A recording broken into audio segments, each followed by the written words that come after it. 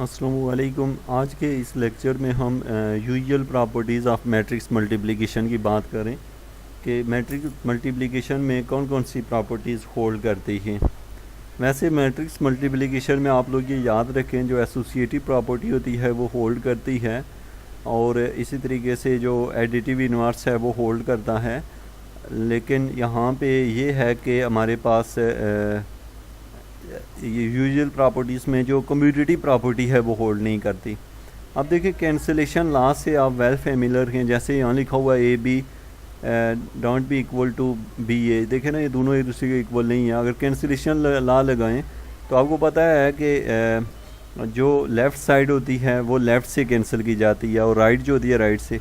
तो इसमें cancellation law hold करने के लिए इसकी कुछ ख़ास प्रॉपर्टीज़ होती हैं जब वो होल्ड करता है। तो यानी कि आप कम्यूटेटिव लॉ और कब ये होल्ड करता है कब नहीं करता, आप इसको देखते हैं।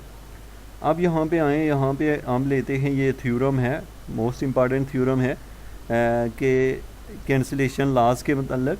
देखिए हमारे पास तीन मैट्रिक्स हैं, एक ए है, एक बी है, एक सी है, और तीनों जो हैं उनका जो आर्डर है वो सेम है। अब हम कहते हैं कि जो रैंक ए है वो इक्वल है एन, और जो ए बी और ए सी हैं ये दोनों इक्वल हैं। देन हम कहते हैं B equal to C.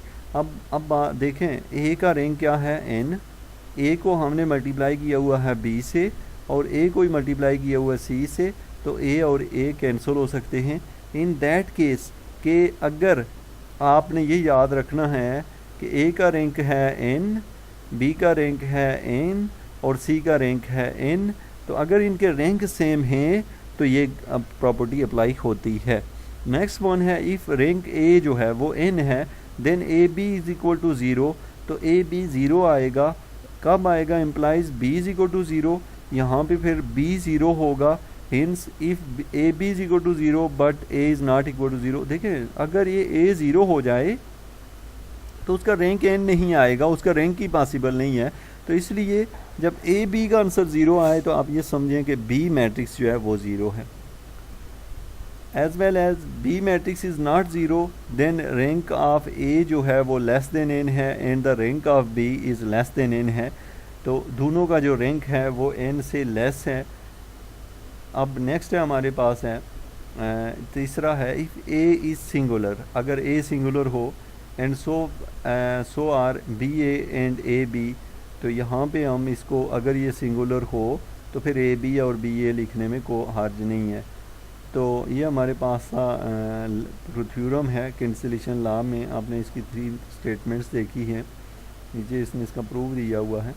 Next है हमारे पास है determinants of the matrix products. यहाँ पे मैट्रिक्स प्रोडक्ट्स और डिटर्मिनेंट का रिलेशन देख रहे हैं।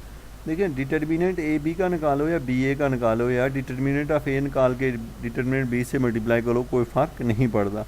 मतलब ये कि जो डिटर्मिनेंट होता है उसमें एसोसिएटिव कम्यूटेटिव प्रॉपर्टी जो है वो होल्ड करती है, और आप सेपरेटली इसको मल्टीप्लाई करके बाद में वो करें फिर भी ये है। ये थ्योरम नंबर 4 है डिटर्मिनेंट के मतलब।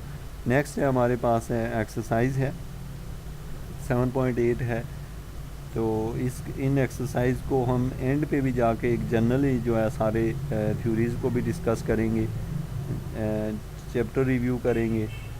तो बाकी यहाँ पे वही प्रॉपर्टीज़ सारी और कुछ फार्मूलाज इसने डिस्कस किए हैं। अब हमारे पास है vector space, inner product space and linear transformation. हम यहाँ पे नेक्स्ट लेक्चर में बात करेंगे वेक्टर स्पेस और इनर प्रोडक्ट स्पेस और लीनियर ट्रांसफॉर्मेशन के बारे में, और इसके नेक्स्ट आर्टिकल के में।